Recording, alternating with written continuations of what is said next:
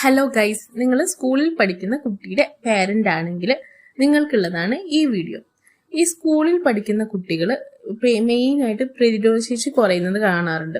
അതിന്റെ ഒരു റീസൺ എന്ന് പറയുന്നത് കേരളത്തിലെ കുട്ടികൾക്ക് വൈറ്റമിൻ ഡി ഡെഫിഷ്യൻസി ഉണ്ടാവുന്നുണ്ട് എന്നുള്ളതാണ്. എന്തുകൊണ്ടാണ് കേരളത്തിലെ കുട്ടികൾക്ക് വൈറ്റമിൻ ഡി ഡെഫിഷ്യൻസി ഉണ്ടാവുന്നത്? കാരണം ആ സ്കൂളിൽ പോകുന്ന കുട്ടികൾക്ക് പൊതുവേ ഒരു ബിസി ഷെഡ്യൂൾ ആയിരിക്കും. രാവിലെ സ്കൂള്, അല്ലെങ്കിൽ അതിലും നേരത്തെ ചില കുട്ടികൾക്കൊക്കെ മദ്രസ പള്ളിയൊക്കെ ഉള്ളവരാണെങ്കിൽ അതിലും നേരത്തെ എണീറ്റ ഉടനെ അത്തരത്തിൽ റിലീജിയസ് ആയിട്ടുള്ള പ്ലേസിൽ പോവുക, അത് കഴിഞ്ഞ് പിന്നെ സ്കൂളിൽ പോവുക, അത് കഴിഞ്ഞ് പിന്നെ ട്യൂഷൻ കാര്യങ്ങളൊക്കെ ആയിട്ട് കുട്ടികൾ ഭയങ്കര തിരക്കായിരിക്കും, അല്ലെങ്കിൽ പ്രോഗ്രാംസ് കാര്യങ്ങളൊക്കെ ആയിട്ട് കുട്ടികൾ ഭയങ്കര തിരക്കായിരിക്കും. ഇതിന്റെ ഇടയിൽ വെയിൽ കൊള്ളാനോ അല്ലെങ്കിൽ പണ്ടത്തെ പോലെ പുറത്ത് കളിക്കാനോ കുട്ടികൾക്കൊന്നും സാധിക്കുന്നില്ല. ഇത് വൈറ്റമിൻ ഡിയുടെ കുറവിന് കാരണമാവുന്നു.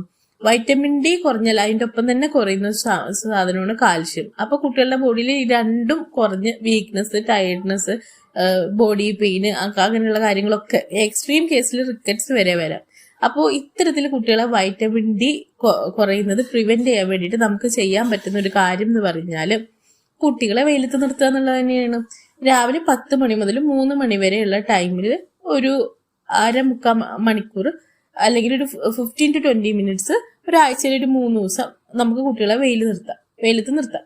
പക്ഷേ ഈ ഒരു ടൈമിൽ നമ്മുടെ കുട്ടികൾ സ്കൂളിലല്ലേ, അപ്പൊ നമുക്ക് എന്താ ചെയ്യാൻ പറ്റുക?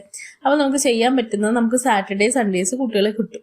അപ്പൊ ഈ സമയത്ത് നമുക്ക് ഇതുപോലെ ഒരു 1/2 മണിക്കൂർ അല്ലെങ്കിൽ 3/4 മണിക്കൂർ കുറച്ച് ടൈം കൂട്ടിയിട്ട് നമുക്ക് ഇതുപോലെ തന്നെ കുട്ടികളെ വെയിലത്ത് കളിക്കാൻ അനുവദിക്കുക.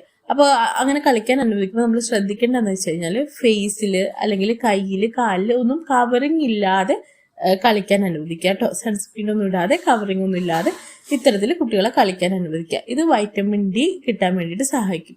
അതേപോലെ ഇപ്പോൾ മഴക്കാലമായതുകൊണ്ട് വെയിലിന്റെ സോഴ്സ് വളരെ കുറവായിരിക്കും. അപ്പൊ നമുക്ക് ഫുഡിൽ കൂടെ കൊടുക്കാൻ ശ്രദ്ധിക്കാം.